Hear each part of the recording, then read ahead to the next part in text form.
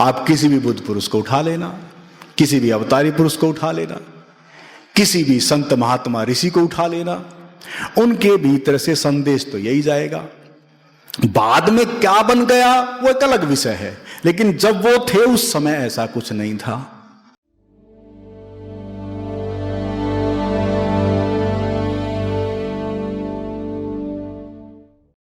एक बड़ा प्यारा जो है सूत्र है, और 3 ही शब्दों का सूत्र है,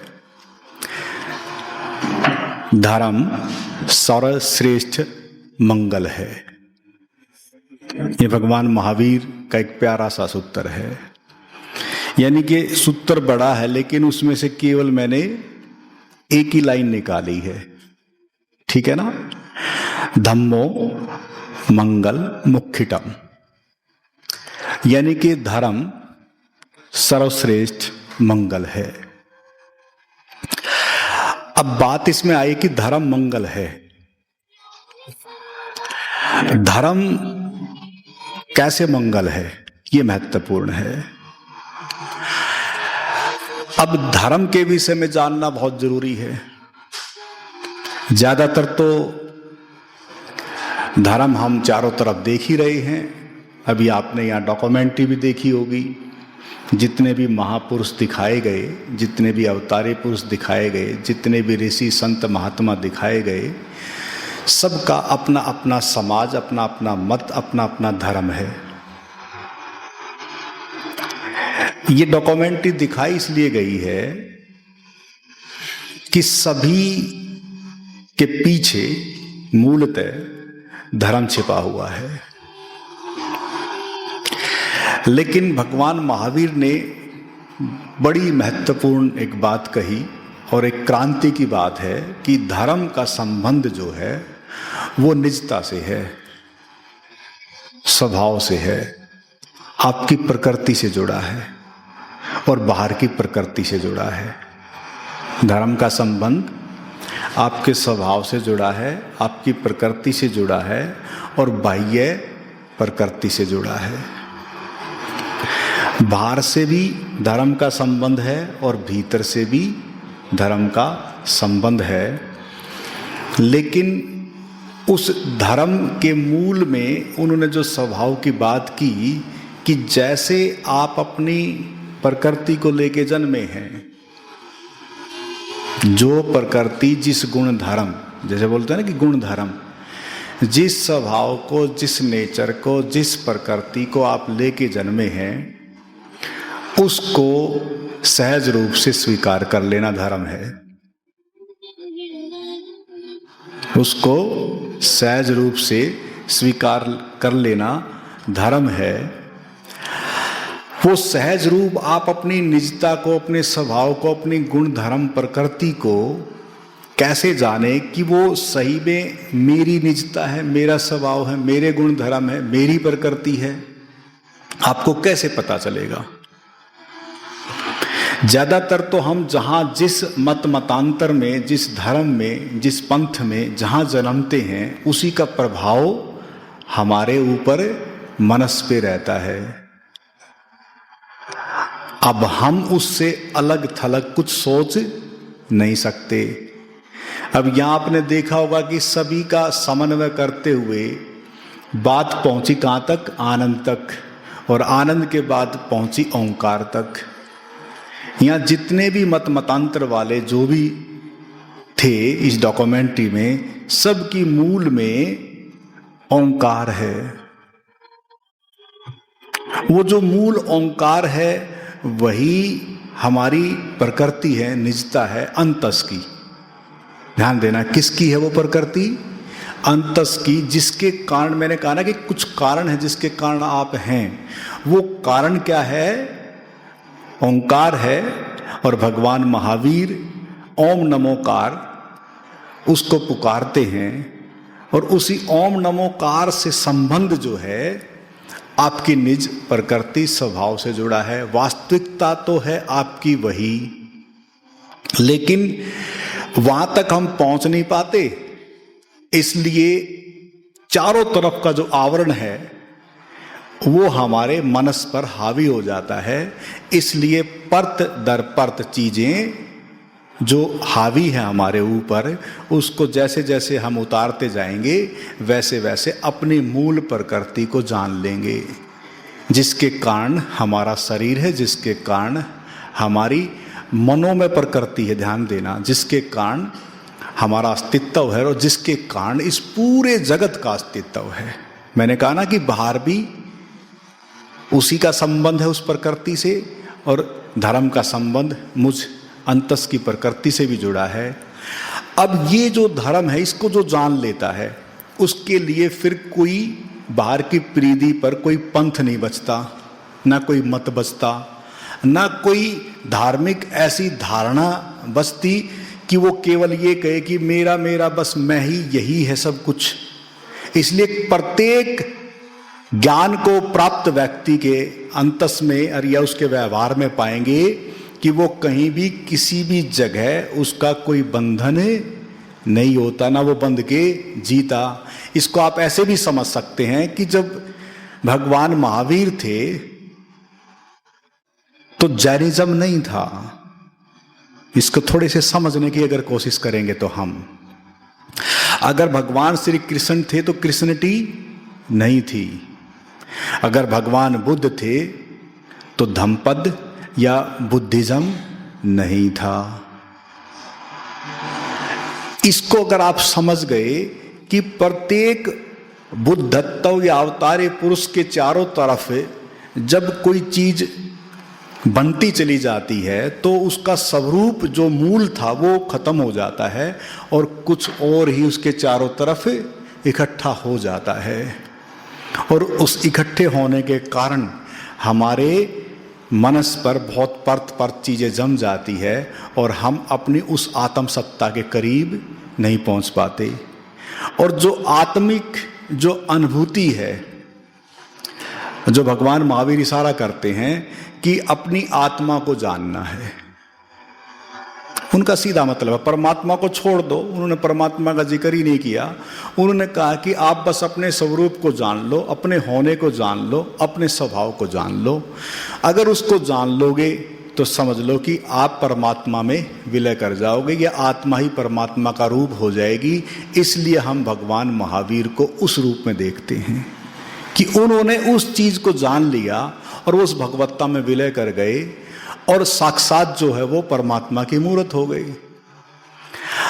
आत्मा सो परमात्मा कहने वाले भी वही हैं। तो इसका मतलब किसी ने भगवान महावीर से उस समय पूछा कि इसका मतलब जितने लोग उतने परमात्मा? बोला कि हाँ, जितने लोग, जो भी व्यक्ति आत्मा को जान लेगा वही परमात्मा में विलय कर जाता है। तो आप लोगों को बड़ी अजीब लगती होगी बात, लेकिन आप देखें, क्या 24 में तीर्थंकर भगवान महावीर थे? उससे पहले भी तो तीर्थंकर रहे हैं। 23 तीर्थंकर उससे पहले भी तो रहे हैं। और क्या राम जब थे, क्या राम से पहले कोई उपलब्ध नहीं था? परशुराम भी थे। कहने का मतलब ये है कि आज भी अगर कोई जान ले अपनी आत्मा को, अपने स्वभाव को, अपने मूल को, अपनी प्रकृति को, वास्तविकता तो वही है, वही सत्य है, वही सनातन है, वही शाश्वत है, जो कभी ना मिटता है ना कभी खत्म होता है। शरीर तो मिटते आए हैं और मिटते रहते हैं। अब इस पे भी चर्चा करेंगे कि पहले में तो आपने कहा था कि शरीर का एक भी बूंद जो है वो खत्म नहीं हो सकती। कभी फिर जब विषय कभी रखेंगे तो तब आपको ये भी पता लगेगा कि हाँ, ये जो दिखने वाला जो मांस है ये भी एक जगह जाके खत्म हो जाता है। और किस में विलय कर जाता? बस अभी मैं इतना इशारा करूंगा, वो भी ओंकार में विलय कर जाता है, जो भगवान महावीर कहते हैं कि वहीं से सब जन्मता है और वहीं सब लौट जाता है। यानी कि वही मृत्यु दाता, जिसको निगोध की जो बात की ना, वही है जन्मदाता और वही है मृत्युदाता, वही है काल जिसके चारों तरफ सब घूम रहा है। इसलिए जीवन भी उसी के चारों तरफ घूम रहा है और मृत्यु भी उसके चारों तरफ घूम रही है। अगर हमें सही में आज उस भगवान महावीर जयंती के उपलक्ष्य में, उनके जन्मदिन के उपलक्ष्य में, अगर आज छोटी सी जो अनुभूति अगर हमें थोड़ी बहुत अगर हो जाए, जो कि मैंने पहले सत्र में भी कहा था और अब इस सत्र में भी कह रहा हूं, इसलिए जैसे ही हम आत्मा को पा लेते हैं या उसकी झलक मिल जाती है या उसकी अनुभूति हो जाती है तो हम मुक्त हो जाते हैं। तभी मुक्ति हो, तभी मोक्ष है। इसलिए धर्म और उस धर्म का संबंध जो है भगवान महावीर ने किससे जोड़ा, उस प्रकृति का किससे संबंध जोड़ा कि अहिंसो परमो धर्म, यानी कि वो मूल में जो जान लेता है वो कैसे किस में प्रवेश कर जाएगा, वो अहिंसक हो जाता है। अब आप थोड़ा समझना, बड़ी महत्वपूर्ण बात है। जैसे ही वो आत्मा को जान लेगा वो क्या हो जाएगा, अहिंसक हो जाएगा, यानी कि अहिंसा परमो धर्म में उसका लौटना हो जाएगा। अब आप थोड़ा सोचेंगे कि जो अहिंसा परमो धर्म की जो भगवान महावीर बात कर रहे हैं, अब ये अहिंसा का मतलब क्या है, वो किसको अहिंसा कह रहे हैं? वो कह रहे हैं कि धर्म का संबंध ही अहिंसा से जुड़ा है। वो भी यहां इशारा क्या कर रहे हैं कि धर्म का संबंध किससे जुड़ा है, अहिंसा से जुड़ा है। और आप अहिंसक कब होंगे, जब आत्मा का अनुभव हो जाएगा। इससे पहले आप अहिंसक नहीं हो सकते। अब ये जो अहिंसक की जो बात की है कि अहिंसक कौन है, शब्दों में बता रहा हूं, अनुभूति जब होगी तब तो अनुभव में उतरी जाएगी बात। अहिंसक कौन होता है, जिसके भीतर जीवेषणा खत्म हो जाती है। ताली बजाओ, महत्वपूर्ण बात है। अहिंसक कौन होता है, जिसके भीतर जीवेषणा खत्म हो जाती है। जीवन की चाह, जीवन की इच्छा जिसके अंदर से खत्म हो जाती है, वही हिंसक होता है, अहिंसक हो जाता है। जीवन जीने के कारण, जीवन की इच्छा के चाह के कारण, जीवन को बचाने के चक्कर में तो हिंसा हो रही है। अरे आप देखो ना, अपनी संस्कृति को बचाने के लिए रूस और रसिया क्या कर रहा है, थोड़ा गौर करें। क्यों, किसको बचा रहा है? वो कहता कि रसियन ही नहीं बचेंगे तो फिर हम क्या करेंगे, पृथ्वी को बचा के हम पूरी पृथ्वी का ही समूलनाश कर देंगे। एक व्यक्ति अपने जीवन को बचाने के लिए कह रहा है कि जब मैं ही नहीं बचूंगा तो मैं ठाके पूरी पृथ्वी को ही खत्म कर देता हूं। कमाल है। इसका मतलब आप समझ रहे हैं कि जीवन को बचाने के चक्कर में व्यक्ति क्या हो रहा है, हिंसात्मक पे उतारू है। और इसलिए प्रत्येक पशु पक्षी देखना उनको कोई मतलब नहीं है। वो अपने जीवन निर्वहन के लिए एक रिसाइकलिंग है, वो किसी न किसी को मार के खाते रहते हैं। उनको क्या मतलब है इस चीज से? इसलिए मानव ये एक ऐसा पृथ्वी पर है कि वो अहिंसक हो सकता है, वो अहिंसा परम धर्म में लौट सकता है। लेकिन कब? जब उसके भीतर जीवेषणा की इच्छा खत्म हो जाए, जीने की चाह खत्म हो जाए। और जिसके भीतर जीने की चाह खत्म हो जाएगी वही व्यक्ति, अब ध्यान देना, हम क्या कहते हैं कि मनो इच्छाएं खत्म होनी चाहिए, तभी मुक्ति है, तभी मोक्ष है। अब यहां भगवान महावीर कितना प्यारा इशारा कर रहे हैं कि जीने की चाह खत्म हो जाए तो आप अहिंसक, और अहिंसक का, अहिंसा का संबंध किससे जुड़ा है, धर्म, और धर्म का संबंध आत्मा से। और आत्मा का अनुभव जैसे ही होगा तो आप अहिंसक होंगे। और जैसे ही आप अहिंसक होंगे वैसे ही आपके भीतर जीने की जो चाह है वो खत्म हो जाएगी और आप मुक्त होंगे। और आपकी जो तृष्णा है, जो कामना है, जो मनोकामना है, जो इच्छाएं हैं, जो वासनाएं हैं, वो अपने आप से खत्म हो जाएगी। और केवल आप भगवान महावीर की तरह ऐसे ही जिएंगे जैसे भगवान महावीर जिए।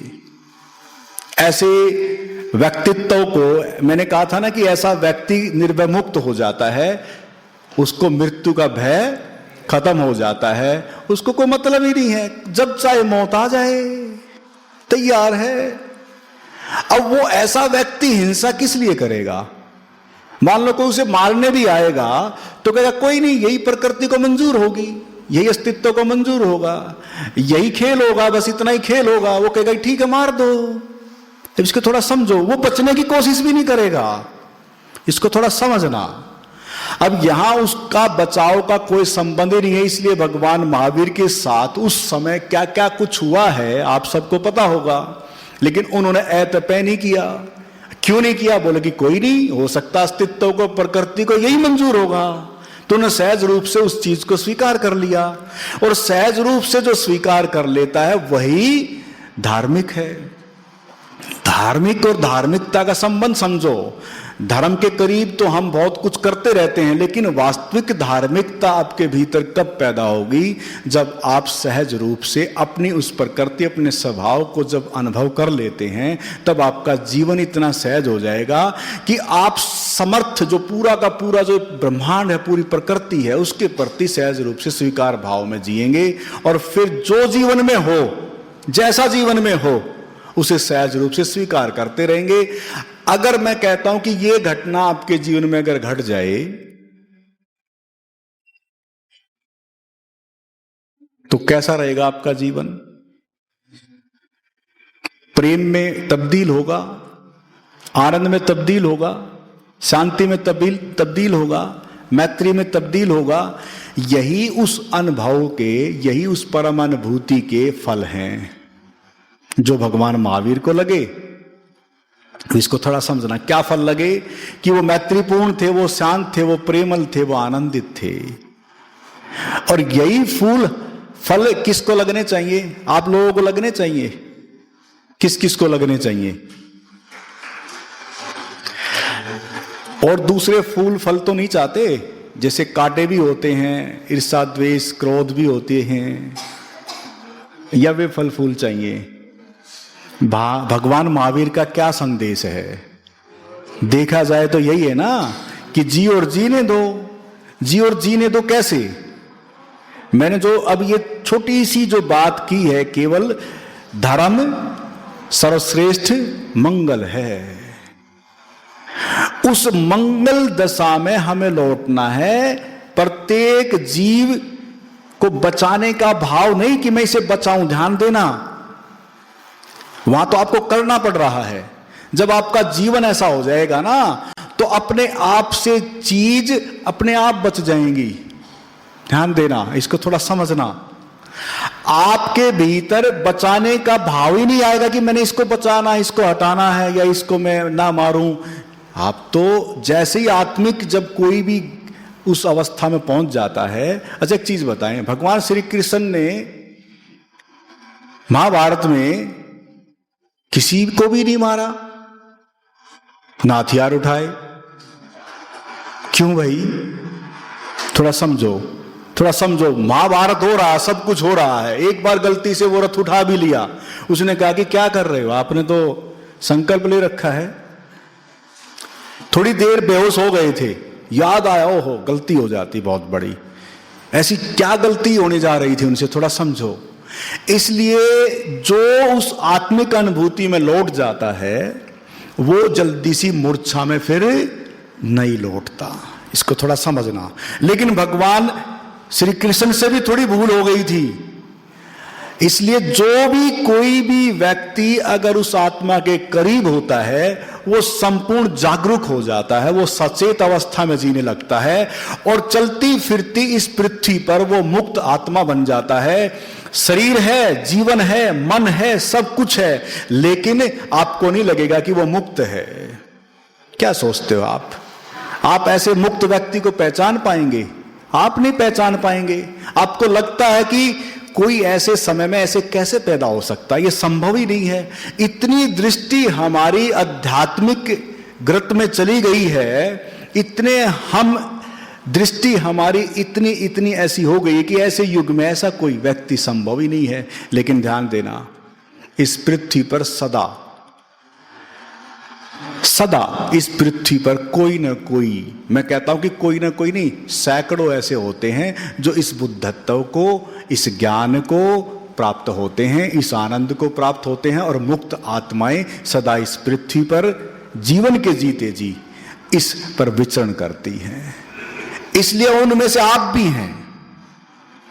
आप भी उस यात्रा पर, उस पथ पर चल सकते हैं, और आप उस मार्ग को अपना के आप उस जीवन के जीते जी आनंद में जीवन को जी सकते हैं।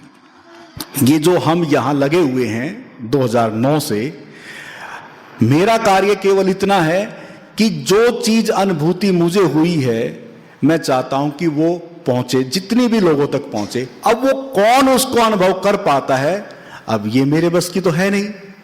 मेरा प्रयास है कि हो मैं उस मार्ग को दे रहा हूं। और कमाल देखना, ध्यान देना, आपने जो डॉक्यूमेंट्री देखी ये 2009 में ही क्रिएट कर दी गई थी। हम जो बंधे हुए हैं कहीं भी, यहां जो आपके सामने बैठे हैं ये तो कहीं नहीं बंधे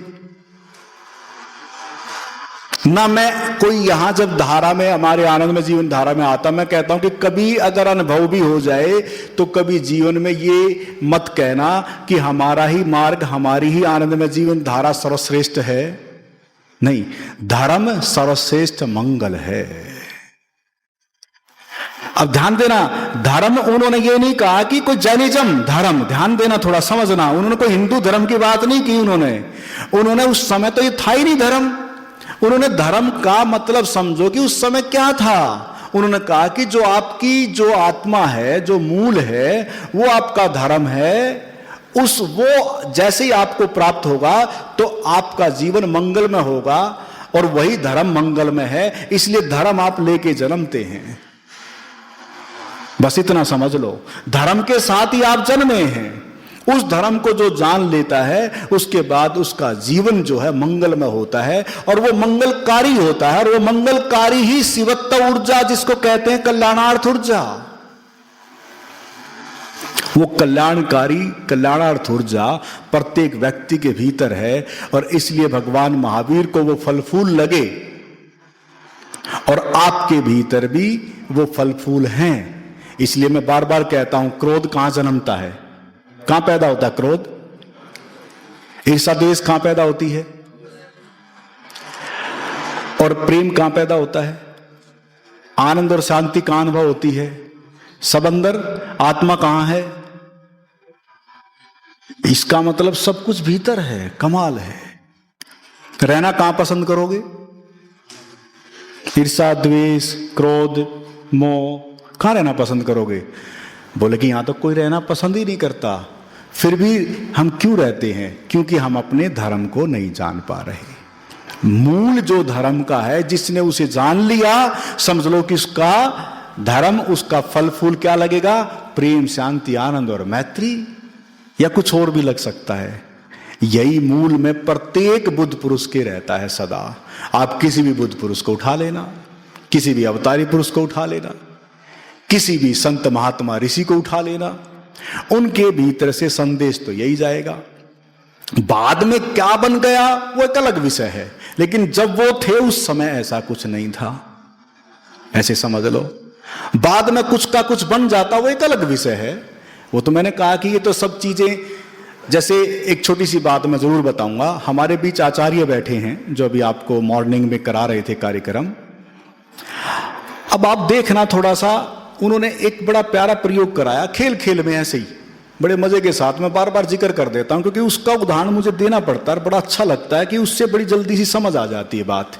जैसे 10 लोग लाइन में खड़े हैं और एक का इधर मुंह कर दिया और 9 का उधर मुंह कर दिया, और जिसका मुंह इधर है उसको वो कुछ एक्टिंग करके बताते हैं कि आप ऐसे ऐसे करके दूसरे को बताओ, यानी कि कोई एक्शन बताया कि आप ऐसे करके दूसरे को बताओ। अब वो दूसरे को बताता, फिर तीसरे को, फिर चौथे को, फिर 5वें को, फिर 6ठे को, फिर 7वें को, फिर 8वें को, फिर 9वें को, और 10वें तक जो पहले को बताया था ना, क्या वही मिलेगा? ये तो बिल्कुल अभी थोड़ी देर में आप प्रयोग कर सकते हैं। यानी कि जो वहां भाव भंगिमा, देखो विचार तो पता नहीं कितने बदलते होंगे, आप इसको थोड़ा समझना। जो मेरा अनुभव है उस अनुभव को मैं शब्दों में बहुत मुश्किल से ढाल पाऊंगा। आप कहते हैं ना कि किसी भी एक्सपीरियंस को शब्द देने कितने मुश्किल होते हैं, लेकिन फिर भी ले दे के कोशिश की सभी ने। भगवान कृष्ण ने भी कोशिश की, भगवान महावीर ने भी कोशिश की, वो सूत्र बन गए। लेकिन क्या उन सूत्रों के द्वारा क्या थीसिस या पढ़ के अनुभव हो जाएगा? बात यह है महत्वपूर्ण कि जो मैं अब ये बोल रहा हूं इससे अनुभव का कोई संबंध नहीं है, लेकिन उस अनुभव की प्रतीति के लिए मैं वक्तव्य दे रहा हूं, और बड़ी मुश्किल होती है किसी भी शब्द में ढालना किसी अनुभव को। इसलिए प्रैक्टिकल वो एक्टिंग करके बता रहे हैं, शब्द भी नहीं बोल रहे हैं, उसी एक्टिंग में स्थिति बदल जाती है। आप थोड़ा समझो, यानी कि सिस्टम बदल गया तो मन कितने बदलते होंगे, विचार कितने बदलते होंगे, जो सूत्र है वो कितने बदलते होंगे, कितना। इसलिए जब भी कभी कोई मूल देशना, जब भी कोई अवतारी पुरुष बताता है तो वो क्या कहता है कि भाई शास्त्र तो हो सकता है कि पता नहीं क्या से क्या हो जाए, कौन क्या समझ जाए और कौन क्या कुछ प्रकट करे, इसलिए वो विधि देते हैं सबको। क्या देते हैं? विधि। क्या देते हैं? कि छोड़ो इनको, इनकी जरूरत नहीं है, आप समायिक करो। वो क्या कहते हैं? कि आप समायिक करो, वो समायिक देते हैं। बुद्ध कहते हैं कि आप विपස්සना करो, विपස්සना देते हैं। भगवान श्री कृष्ण कहते हैं कि रजस तमस जो सतो जो प्रकृति है उसके विज्ञान को 7 योगों में ढाल के भगवान श्री कृष्ण को बताते हैं कि आप जो है ना विधि प्रयोग वो महत्वपूर्ण है। यानी कि सभी बुद्ध पुरुषों से कोई ना कोई विधि जरूर जुड़ी मिलेगी। और ध्यान देना, भगवान महावीर ने ध्यान नहीं किया होगा, थोड़ा सोचो। भगवान बुद्ध ने ध्यान नहीं किया होगा, भगवान श्री कृष्ण ने ध्यान नहीं किया होगा। जिसको भी आप देखोगे, किसी भी बुद्ध पुरुष को उठाओगे, ध्यान का संबंध प्रत्येक बुद्ध पुरुष से जुड़ा है। और शिव की तो 112 जो विधियां वो सारी ध्यान की हैं भाई, कमाल की चीज है देखो। लेकिन धीरे धीरे क्या हो रहा है, ध्यान की ओर ध्यान नहीं है, केवल बातचीत पर ध्यान है। और बातचीत तो पता नहीं क्या से क्या हो जाती है। इसलिए बस मैं आप सबसे इतना आग्रह करूंगा, विनती करूंगा कि ध्यान महत्वपूर्ण है और अब इस ध्यान के लिए आप तैयार हो जाएं। मोक्ष ध्यान बहुत महत्वपूर्ण ध्यान है। इसलिए आज भगवान महावीर के जन्मदिन के उपलक्ष्य में हम सेलिब्रेट करते हुए, उनका जन्मदिन उत्सव मनाते हुए, हम उनकी जो धर्म सर्वश्रेष्ठ मंगल है उस धर्म के करीब पहुंचने का एक प्रयास करें। और बाहर से, बाह्य जगत से धीरे धीरे अपने उस अंतस की ओर बढ़ें। और अपने उस भीतर अंतस की ओर जब वो अनुभव होगा तो भार प्रकट होगा। और भगवान महावीर और भगवान राम भी यही चाहते हैं।